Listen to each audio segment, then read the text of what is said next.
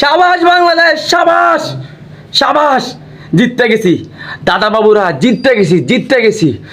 ইয়াসির আলী মাথার বোট, তুই বাল খেলো আমার বাল, 1 রান লাগে 1 রান, তুই এর আগে ক্যাচ মিস করছিস 2টা, এটার লাগে ম্যাচ এই পর্যন্ত আইছে। তুই সুপার ওভার 1 রান লাগে, তুই 6 মানে ম্যাচ জিতেতে যাস, হ্যাঁ 6 মানে ম্যাচ জিতেতে যাস। জাতীয় দলে তুই কত ম্যাচ এমনি হারাইছস।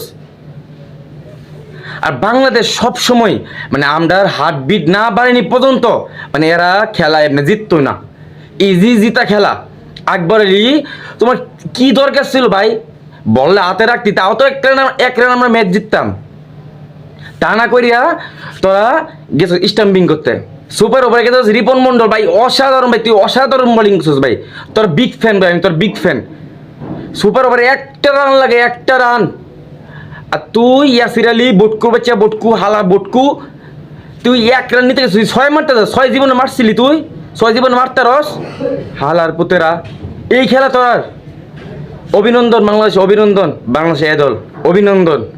দাদা বাবুরা গিয়ে পরোটা খাও, আনলিমিটেড সবজি, কাঁচা লঙ্কা 3টা, সিদ্ধ ডিম, ডিম আছে না খেয়ে পিছন দিয়ে ঢুকাও, বুঝনি, পিছন দিয়ে ডিম ঢুকাও।